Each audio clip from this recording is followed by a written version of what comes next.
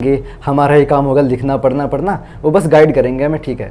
But यहाँ पे आके चला पता कि मतलब मजे करते करते भी पढ़ाई हो सकती है। लगातार 4 बार एनडीए रिटर्न क्वालिफाई किया है, ना एक बार, ना 2 बार, ना 3 बार, बल्कि लगातार 4 बार एनडीए रिटर्न क्वालिफाई किया है। तीसरी बार में रिकमेंड भी हुआ है, ऑल ओवर इंडिया रैंक भी लेके आई है। आज जिससे मिलाने वाला हूं रैंकर्स का एक मेरा बहुत प्यारा बच्चा हर्षजीत। तो हर्षजीत, स्वागत है बेटा आपका। Thank you very much sir. अब हर्षजीत, सबसे पहले अपने बारे में बताओ लोगों को। Yes sir. Jai Hind everyone, my name is Harshjeet Singh and I am from great Noida UP. And as sir said, I have qualified NDA written examination 4 times and I got recommended in my 3rd attempt from Guwahati, and it is a very quite good achievement for me, and the main credit that goes for my success is definitely to the MGS Academy, because the जो first step होता है वो definitely written होता है। अगर आपका पहली बार written clear नहीं होता है, एक थोड़ा सा demotivation होता है जो कि आपको आगे hindrance डाल सकता है। अगर आपका वही clear हो जाएगा तो आगे motivation मिलती है और अच्छा करने के लिए। बिल्कुल। तो अच्छा, सबसे पहले शुरू से शुरू करते हैं अपन, है ना भाई। इस वीडियो से तुम सीखने वाले बहुत ज्यादा हो, और सबसे पहली बात, अगर कोई रैंकर्स का स्टूडेंट है या होने वाला है, वो इस वीडियो को जरूर देख ले, उसे समझ में आ जाएगा कि भाई ऑनलाइन से भी सिलेक्शन होता है। आज आपके सामने बैठा हुआ है, तो शुरू से शुरू करते हैं। हर्षजीत, सबसे पहले एनडीए का सपना तुमने कब देखा, कैसे तुम्हें मोटिवेशन मिला कि मुझे एनडीए में जाना है, वो बताओ। Yes sir. सर जो मेन मोटिवेशन मुझे आया था for joining the Indian air force specially, वो आया था इन 2019 जो बालाकोट स्ट्राइक हुई थी, इन विच विंग कमांडर अभिनंदन was captured by the Pakistanis. So it showed his bravery. Along with that government क्या क्या करती है सिर्फ एक ऑफिसर के लिए। एक ऑफिसर लिटरली कुछ नहीं होता है पूरी कंट्री के लिए, बट जो इन्वेस्टमेंट करती है गवर्नमेंट वो कितनी अच्छी होती है, कितने रिस्पेक्ट मिलता है उस बंदे को, उसके कितने पर्क्स होते हैं। डेफिनेटली जो एडवेंचर मिलता है जो कि आर्म फोर्सेस देती है वो तो मतलब अनइमेजिनेबल होता है, जो कि कहीं और नहीं मिल सकता। बिल्कुल। अच्छा हर्षजीत, सबसे पहले मैं चाहूंगा, तुमने ये तो बता दिया, अपने घर के बारे में बताओ, पेरेंट्स के बारे में बताओ कि कौन क्या है, कैसा है, थोड़ा सा अपना फैमिली बैकग्राउंड जरा बताना बच्चों को। Sure sir. हमारे फैमिली में 3 मेंबर्स हैं, including me, my father and my mother. If I talk about my father, he works in the placement department in Bennett University, which is in Great Noida only, and my mother works as a medical transcriptionist in Yatharth Hospital. Medical transcription लोगों को पता नहीं होता है, वो actually reports वगैरह बनाने में काम हेल्प करती है, वो रेडियोलॉजी डिपार्टमेंट में है। सो यही उनके, और वो दोनों सिविलियन बैकग्राउंड से है, नॉट दोनों, पूरी हमारी जो ब्लड लाइन कह सकते हैं एक तरह से वो सिविलियन बैकग्राउंड के है। तो मैं बहुत खुश हूँ कि मैं फर्स्ट ऑफिसर हूँ अपने ब्लड लाइन का। So I am very much grateful for that. बिल्कुल बिल्कुल बिल्कुल। और मतलब अभी 2 साल की जर्नी है ना, और 2 बार स्क्रीन आउट होना, फिर तीसरी बार रिकमेंड होना, एक अच्छा खासा दौर तुमने दिया है यूपीएससी को। तो इस बार जब एसएसबी तुम जा रहे थे, तो मैं चाहता हूं सबको बताओ कि आपके पेरेंट्स ने आपसे क्या चीज कही थी। बिल्कुल। मेरी एसएसबी थी अबाउट 5 जनवरी 2026 में। उससे कुछ हफ्ते पहले मेरे पेरेंट्स ने ये कहा था, उन्होंने मुझे एक चीज़ दिखाई थी कि एक मेरी बहुत पुरानी वीडियो, जब मैं बस शुरुआत ही की थी एसएसबी की एनडी के बारे में जानने की या फिर उसके बारे में प्रिपरेशन करने की, एक वो वीडियो मैंने बनाई थी।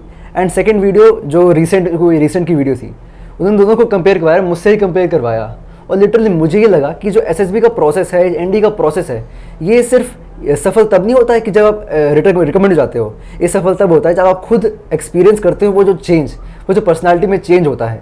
और मेरे लिए वो ही बड़ी बात थी कि मेरे पेरेंट्स को लगता है कि मैं एक पर्सनालिटी में चेंज ला पाया, तो वो बहुत अच्छी बात थी वो मेरे लिए। बिल्कुल बिल्कुल। अब शुरू करते हैं एमजीएस की जर्नी।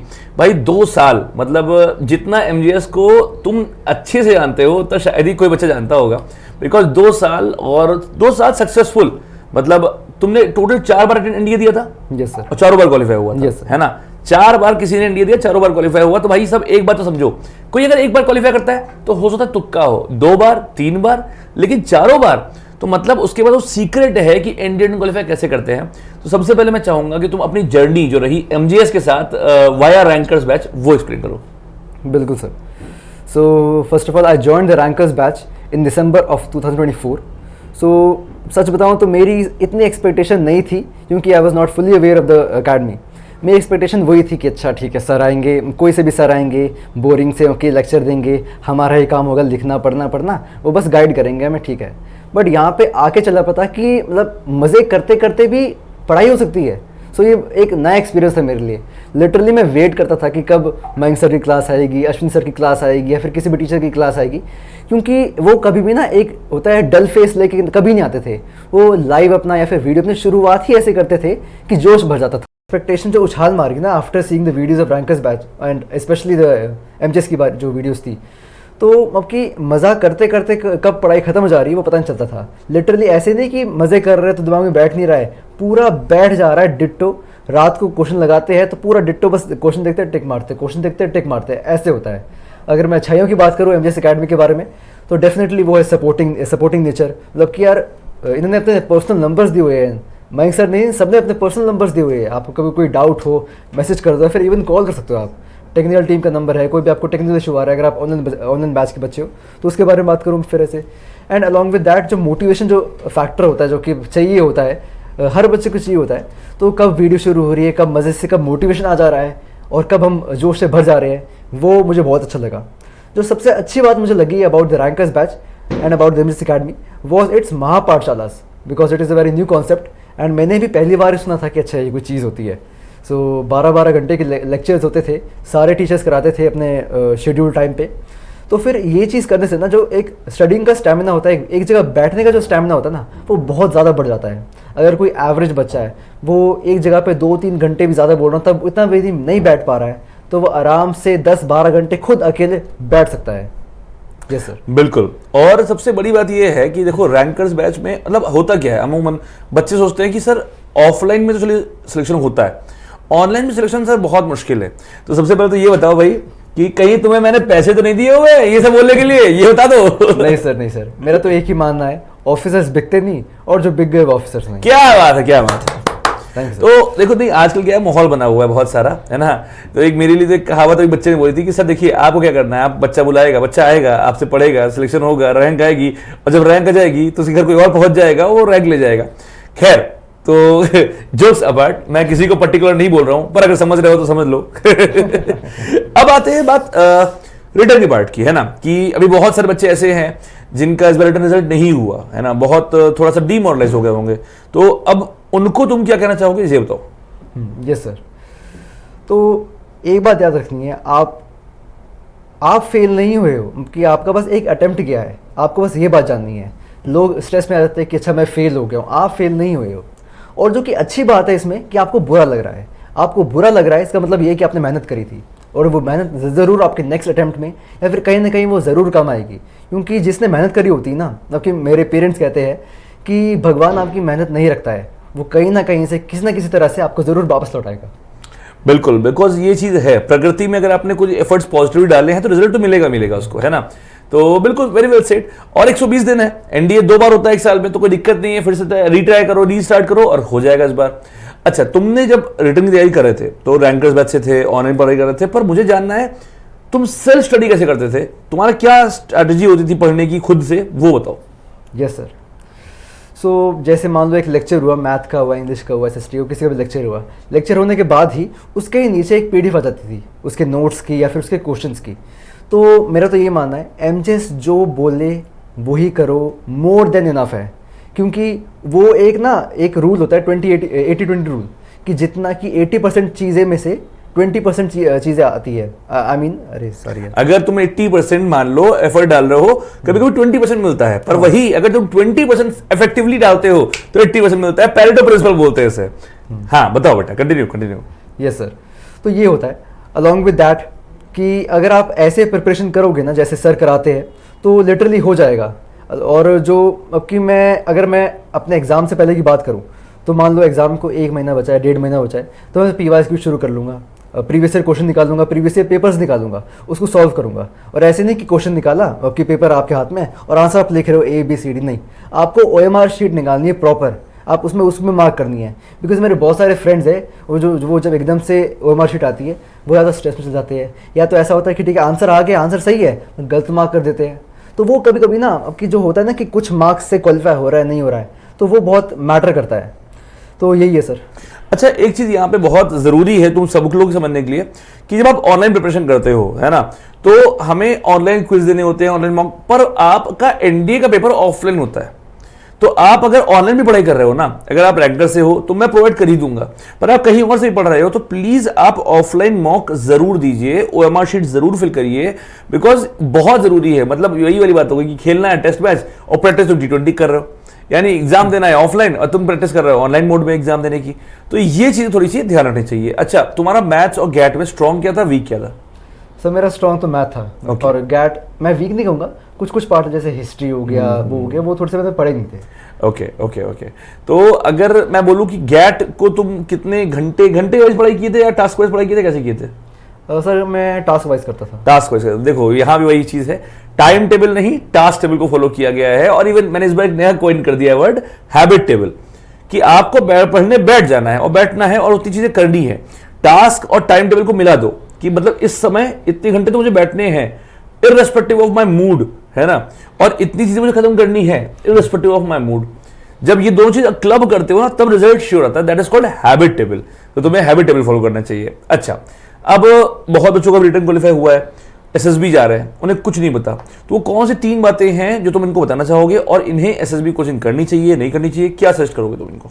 यस सर, जब कोई बच्चा पहली बार रिटर्न निकालता है तो उसके सामने नेक्स्ट जो पड़ाव होता है वो होता है the service selection board SSB. तो जो प्रोसेस होता है एसएसबी का वो एक्चुअली कॉम्प्लेक्स होता है, बच्चे बहुत उलझ जाते हैं उस चीज़ में, बट आपको बात याद रखनी है, आपको बस कुछ पॉइंट्स है जो आपको ध्यान में रखने हैं। अगर आपने वो कुछ पॉइंट्स याद रखे तो जो कॉम्प्लेक्स का कोई सा भी स्टेज आ जाए आप पार कर लोगे उसको। अगर मैं नंबर 1 कहूँ तो वो डेफिनेटली आएगा कम्युनिकेशन स्किल। आपको एकदम हायर लेवल की इंग्लिश कम्युनिकेशन स्किल नहीं आनी चाहिए, आपकी ऐसा नहीं आपकी बहुत अच्छा बोल सकते हैं इंग्लिश, जिनकी कम्युनिकेशन स्किल बहुत अच्छी है बस वही क्वालिफाई करते हैं, नहीं। आपको बस इतना आना है कि आप बस कन्वे कर पाओ कि आपके भी, और इंटरव्यूअर या फिर कोई भी है, आप बस कन्वे कर पाओ कि ठीक है आप क्या कहना चाह रहे हो, वो भी इफेक्टिवली। तो वो नंबर 1। नंबर 2 मैं कहूँगा फिजिकल फिटनेस। फिजिकल फिटनेस भी इतनी ज़्यादा नहीं चाहिए, जितनी रिक्वायर्ड है आपको उतनी रखनी है। जैसे नॉर्मल सा सुबह उठ जाओ, जो कि आपको जिम वगैरह जाना है, आप जा रहे हो तो कोई बात नहीं, बट अगर आप नहीं जा रहे हो तो घर पे बैठे बैठे ही बहुत सारी चीज़ें कर सकते हो। आप रनिंग कर सकते हो जो कि मेन चीज़ है, तो बस पुशअप्स, पुलअप्स, चिन अप्स, बहुत सारी चीज़ें होती है, आपको वो करनी है। नंबर 2 आपको जो घुल मिलना है, जिसको कहते हैं सोशल जो घुलते हैं लोग, वो करना है आपको। क्योंकि अगर आप इंट्रोवर्ट रहोगे, बहुत क्लोज रहोगे, तो वो एक नेगेटिव इम्पैक्ट डालेगा। अगर आप शो नहीं करोगे ना, तब भी इंटरव्यूअर ऑफिसर को या साइकोलॉजिस्ट को या फिर किसी न किसी को दिख ही जाएगा, वो श्योर हूँ मैं। ओके अच्छा, एक चीज जस्ट जब हम क्लिक करी तो ऑनलाइन पढ़ाई करते थे तो तुम लाइव देते थे या रिकॉर्डेड? बहुत बताओ, जैसा बहुत बच्चे कंफ्यूज होते हैं कि लाइव देखना रिकॉर्डेड देखना, तुम बताओ तुम क्या करते थे? सर मैं मैक्सिमम क्लास में लाइव ही देखता था, क्योंकि लाइव में एक मज़ा आता है, एक इंटरेक्शन बनता है टीचर के बीच में, टीचर के बीच में, स्टूडेंट्स के बीच में, और स्टूडेंट्स के बीच में एक कॉम्पिटिटिव माहौल होता है कि ठीक है आपके सर ने कोई क्वेश्चन पूछा, ठीक है कोई आंसर बताओ, हम लिखते थे सर ये option A option A option A, और मान लो जिसने सही पहले आंसर दिया है तो सर कभी कभी नाम भी लिखते थे बोर्ड पे कि इसका आया, इसका आंसर आया। तो मेरा बहुत बार नाम आया था, मैं मम्मी को दिखाता था कि देखो मम्मी मेरा नाम आ रहा है। तो ये बात है, ऑनलाइन जो लाइव होती है वही ज़्यादा बेटर होती है, बिकॉज अगर आप रिकॉर्डेड देखोगे ना, मैं कह रहा हूँ मैंने एक्सपीरियंस किया है, आप 2x में भी देखोगे ना आपको बहुत टाइम लग जाएगा, नॉर्मल से भी ज़्यादा टाइम लग जाता है सर। ये एकदम सच बात है जो बहुत बच्चे जानते नहीं है कि जब आप रिकॉर्डेड देखते हो आपको पता है 2x पे लगाओगे जल्दी खत्म कर लेंगे, स्पेशली अगर कोई लेक्चर 1 घंटे 2 घंटे नहीं 3 घंटे या उसके ऊपर का है, कभी रिकॉर्डेड नहीं देखना चाहिए। कारण तुम हर एक पार्ट पे रोकोगे, फिर लिखोगे, फिर रोकोगे, लिखोगे, तो वो मोमेंटम लॉस होगा। तुम अपनी स्पीड में चलोगे, तुम सोच पहले कि लाइव क्यों देते लोग कि अरे हम अपनी स्पीड में बढ़ा के देख लेंगे, पर जब तुम अपने आप देखोगे तो हर जगह रोक रोक के लिखोगे, तो 6 घंटे की क्लास को तुम 12 घंटे में कवर करोगे। पर वही अगर तुम लाइव पढ़ रहे होते हो तो लाइव में इंटरेक्शन हो रहा होता है, लाइव में चीजें हो रही होती है, कॉम्पिटिशन का फील भी आता है, टीचर से आपका कनेक्ट भी बनता है, आपको समझ में भी आ रहा होता है, और 6 घंटे क्लास 6 घंटे में खत्म हो जाती है। तो इसलिए ये चीज हमेशा ध्यान रखना, स्पेशली अगर 1 घंटे का है, मान लो कोई लेक्चर, ठीक है आपने कुछ क्लासेस रिकॉर्ड देख ली चलेगा, पर अगर आप सोच रहे हो कि लंबी क्लास और रिकॉर्ड देखना, भाई साहब क्राइम है ये बहुत समझ आता है, बहुत समझ आता है, और ये वो बच्चे रिलेट कर पाएंगे जिन्होंने ये चीज करी हुई है। ओके, एक चीज और, क्वेश्चंस एमजीएस में जैसे तुमने भी कहा कि ये बच्चे हमेशा बोलते थे सर आपकी फीस बहुत कम है रैंकर्स बैच में, तो कंटेंट में सबसे जरूरी होता है क्वेश्चंस। तो लगभग अगर एक सेशन की बात करें तो कितने क्वेश्चंस तुम्हें करवाए जाते हैं रैंकर्स में, कितने कराए गए थे लगभग? महापाठशाला की बात कर रहे हैं? हाँ, सब कुछ मिला मिलू की अगर देखो, अगर वैसे मैं एवरेज बात करूं कि पूरे कोर्स में जैसे 6 महीने होता है, तो आप कम से कम 9 से 10 हज़ार क्वेश्चन लगा चुके होंगे। ऐसे नहीं कि वो क्वेश्चन एक बार लगाओगे, आप वही सेम क्वेश्चन कई बार लगा चुके होंगे। लिटरली मैं कह रहा हूँ आपके साथ ऐसा होगा कि आप एग्जाम हॉल में बैठे हो, पहले क्वेश्चन आएगा, अरे ये तो एमजे, अच्छा उस क्लास का है, अच्छा टिक मारो, अच्छा ये वो रहा टिक मारो। लिटरली सर ऐसा ही कराते थे, मैंने ऐसे ही एग्जाम दिया है। अच्छा, याद है, बहुत अच्छा याद है। अभी तुमने एग्जाम दिया इस बार, और इस बार इस बच्चे ने एनडीए रिटर्न के लिए पढ़ाई बिल्कुल नहीं करी, बिकॉज ऑब्वियसली रिकमेंड हो गया था। अब रिकमेंड हो गया, रैंक आ गई, मालूम है कि अब सब सेट है मामला, तो पढ़ाई करने का मन नहीं करता है ना। तो इस बार तो पढ़ाई नहीं करे थे, पर एग्जाम में गए तो क्या रहा एक्सपीरियंस वो होता। मैं तो अगर फ्रैंकली बताऊं, मैं तो याद भी नहीं रहा था कि उस संडे को एग्ज़ाम है। मैं नॉर्मल सा रनिंग करके आया, मैं बैठा हुआ था, फिर एकदम से क्लिक हुआ कि यार तो एग्ज़ाम लग रहा है आज। तो फिर मेरे पेरेंट्स ने कहा ठीक है चल जा, कोई बात नहीं, फॉर्म भरा है। तो मैं नॉर्मली गया, मेरे पास कोई एक्सपेक्टेशन नहीं थी क्लियर करने की, घर वालों ने भेजा था, मैं चला गया था। मैं वहाँ गया, क्वेश्चन आया, लिटरली मैं प्रिपरेशन नहीं करी थी, क्वेश्चन आया, अरे वो तो सर ने पढ़ाया, ये टिक मारो, क्वेश्चन आया टिक मारो, अरे ये तो इंग्लिश का वो क्वेश्चन आ गया टिक मारो। ऐसा हुआ एंड क्वालिफाई हो गया। लिटरली मैंने रिजल्ट देखा, अभी कल परसों रिजल्ट आया था, रिजल्ट देखा, मैं खुद हंस रहा था कि बिना प्रिपरेशन के ही सिर्फ और सिर्फ सर का एक ना थ्रेशोल्ड वो होता है कि आपको बस इतनी प्रिपरेशन करनी है, उसके बाद आपको बस रिविजन ही करना होता है। वो थ्रेशोल्ड मैंने बहुत बार पार कर दिया था, तो उसी कारण मुझे बस देखते आंसर आ रहे थे। 1 साल, अगर मैं वही बोलता हूँ, 1 साल बच्चे ने मेहनत कर ली है ना, उसके बाद उसको सिर्फ रिवीजन करना होता है। अब यहां पे बहुत ध्यान से सुनना मेरी बात। अभी जैसे एक बच्ची नैना है ना, पिछली बार भी उसने तैयारी करी थी ऑफलाइन में, और उसने बहुत मेहनत करी थी, पर नहीं हुआ उसका। इस बार उसने फिर से, उसने ये नहीं किया कि अरे मेरा नहीं हुआ तो क्या करें, उसने रीस्टार्ट किया प्रिपरेशन। 2 दिन उसने ब्रेक लिया, 3rd डे से उसने रीस्टार्ट किया, और इस बार उसका रिटर्न क्वालिफाई हो गया। तो कभी कभी क्या होता है, हमें प्रोसेस पे बिलीव करना पड़ता है, हमें ये नहीं करना होता। बच्चे गलती क्या करते हैं बताऊं, उन्होंने मेहनत करी, रिजल्ट नहीं आया, अब चलो कहीं और से पढ़ते हैं। तो कहीं और से पढ़ने में घाटा क्या होता है सर, मैं बताऊं सबसे बड़ा, तुमने किसी एक टीचर से, स्कूल ऑफ थॉट से पढ़ाई करी, तुम्हें एक तरीके से समझ में आ गई चीज, तुमने कंप्लीट कर ली, अब कहीं और से पढ़ोगे, फिर तुम्हें जीरो से बॉन्ड बनाना पड़ेगा, फिर तुम्हें जीरो से पढ़ना पड़ेगा, उसमें समय जाएगा, और फिर अगला एग्जाम भी नहीं हो पाएगा। तो हमेशा ध्यान ये रखो। कई बार अभी एक बच्चा है, जैसे मैं उससे बात हो रही थी, मैंने वही कहा, हमने कहा ठीक है तुम्हारा नहीं हुआ, नहीं होने के पीछे बहुत सारे कारण होते हैं, एग्जाम में प्रेशर हो गया, चीजें हो गई, इसका मतलब ये नहीं तुम्हें आता नहीं है। भाई अगर किसी बच्चे ने लगातार मॉक्स दिए हैं और अच्छा स्कोर कर रहा है तो उसको आता है, पर हाँ एग्जाम वाले दिन थोड़ा सा लक साथ नहीं दिया, दिमाग काम नहीं किया, कुछ भी हो सकता है कारण। पर इसका मतलब ये थोड़ा ना प्रिपरेशन जीरो हो गई, तुम रीस्टार्ट करो और फिर से हो जाएगा सिलेक्शन, पर छोड़ना नहीं है।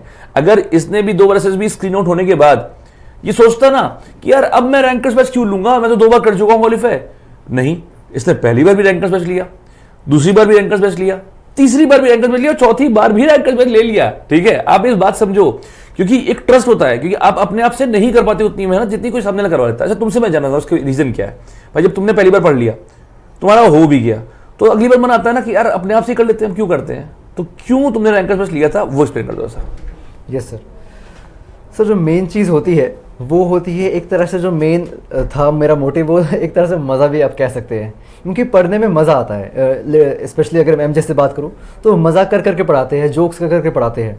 उसके अलावा मैंने एक बार रिटर्न क्लियर किया हुआ है, इसका मतलब ये नहीं कि मैं वापस कोचिंग नहीं लूँगा। हो सकता है कि मान लो मैं वापस प्रिपरेशन करूँ तो मेरी मार्क्स और अच्छे आए, जो कि मेरी मेरिट में मार्क्स और अच्छे लाएंगे।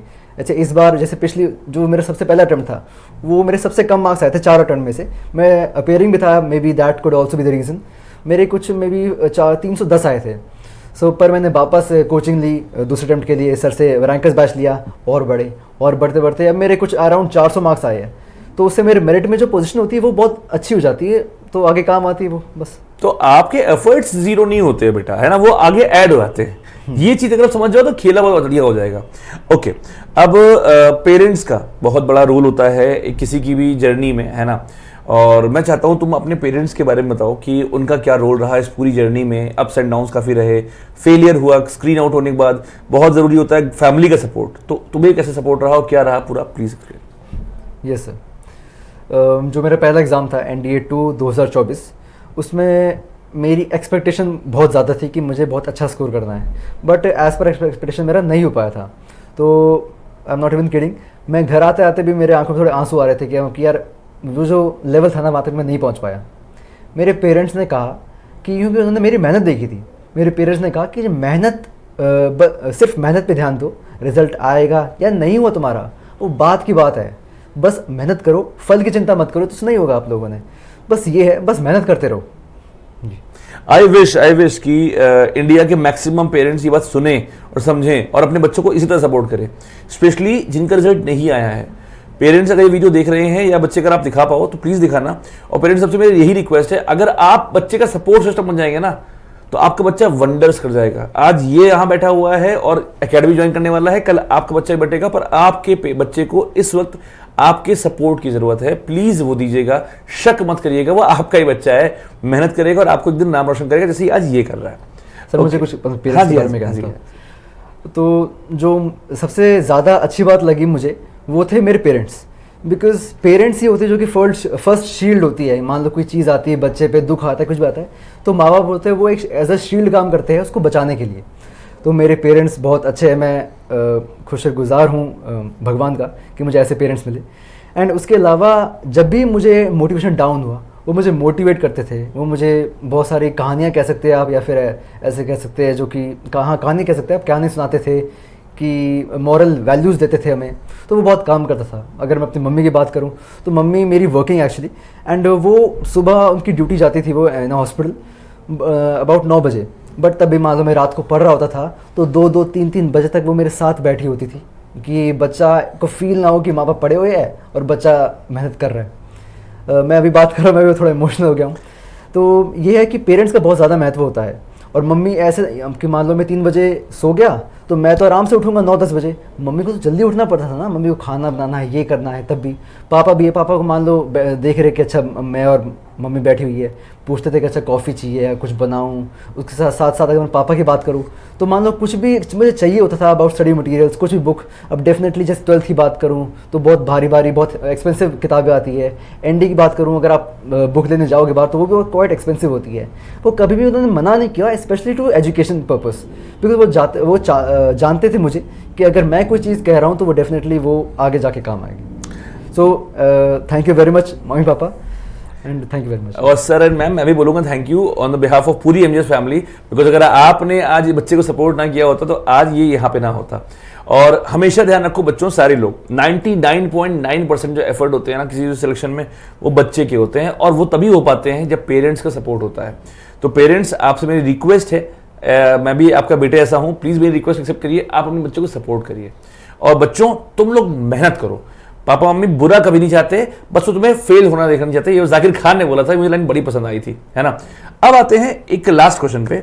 अभी बहुत सारे बच्चे ऐसे देख रहे होंगे जो एमजीएस को भी नया नया जान रहे होंगे, तो तुम बिकॉज 4 बार क्वालिफाई किए हो, है ना, और ये चाहते हैं ऐसे करना, तो उनको तुम एमजीएस के बारे में क्या कहोगे कि उन्हें एमजीएस ज्वाइन करना चाहिए तो ऑफलाइन करना चाहिए, ऑनलाइन करना चाहिए, कैसे करना चाहिए? प्लीज फीडबैक दो अपना। Fine sir. So if you talk about online and offline, तो इनके बीच में सिर्फ एक मेजर डिफरेंस होता है, वो की है अगर आप मैं ऑफलाइन की बात करूं तो यहाँ पे आप अपने कंफर्ट जोन के बहुत दूर होते हो, यहाँ पे और लोग होते हैं आपको डिसिप्लिन कराने के लिए और आपको पढ़वाने के लिए। बट अगर आप ऑनलाइन लोगे ना, आप लिटरली कंफर्ट जोन के अंदर होंगे, फिर वो आपकी रिस्पॉन्सिबिलिटी होगी कि क्या आप खुद को डिसिप्लिन में रह पा रहे हो नहीं रह पा रहे हो। अगर आप रह पा रहे हो और खुद को कंट्रोल कर पा रहे हो, then online is the best. सस्ते का सस्ता है, आराम से घर बैठो, पढ़ाई करो, खुद को डिसिप्लिन में रखो। एंड अगर आप नहीं कर पा रहे हो तो डेफिनेटली ऑफलाइन तो है ही आपका। तो भैया अगर तुम्हें अब एनडी की तैयारी करनी है और इनकी तरह सक्सेस स्टोरी बनानी है तो अभी की अभी मैं जुगाड़ से ऐप में रैंकर्स बैच जाके ले सकते हो, या ऑफलाइन लखनऊ में है आप आ सकते हैं, आपका मुस्कुरा के स्वागत किया जाएगा और एक दिन आपकी भी ऐसे ही पार्टी की जाएगी जैसे आज इनकी की जाएगी। तो आज यहाँ पे काफी सेलिब्रेशन का माहौल है। और सबसे बड़ी बात, लास्ट एक छोटी सी बात कॉमेडी वाली है। भाई साहब ये बंदा मुझे 2-2.5 साल से यूट्यूब पे ऑनलाइन और ऐप पे देख रहा था, आज जैसे मुझसे मिलता है इस कहता है कि सर आप तो बहुत बड़े हैं, मैं इतना बड़ा नहीं हूं, तो फोन छोटा है। कैसा लगा वो एक्सपीरियंस? वो तो हम आपकी छोटी स्क्रीन में देखते थे हम सर को, तो लगता था कि ठीक है हमारे जैसे ही होंगे। आपके एकदम से सामने आया तो लंबे चौड़े, हाइट भी अच्छी खासी है, तो मतलब लगा ऐसा। तो ऑनलाइन और ऑफलाइन का बड़ा डिफरेंस ये भी है कि जब आप ऑफलाइन आते हो तो आप मुझे देखते हो, आप कहते हो भाई ये पढ़ ही लेता हूँ। ठीक है, तो thank you so much Harshjeet जुड़ने के लिए, और आई होप तुम्हें इस वीडियो से बहुत सारे बच्चों को हेल्प मिली होगी। बाकी अगर आपके कोई भी डाउट्स हो तो आप कमेंट में डाल दीजिएगा। अभी फिलहाल जब तक ये अकेडमी ज्वाइन नहीं रहा, इसका जेल आने ही वाला है ना, ज्वाइन लेटर जेल बोलते हैं, कुछ और ना लेना। तो कमेंट रिप्लाई हो जाएगा आराम से। कोई भी डाउट तो मन में आता है regarding return, regarding SSB, he can answer, है ना। और ऑल आई वांट टू से, रैंकर्स के बच्चे सबसे अच्छे।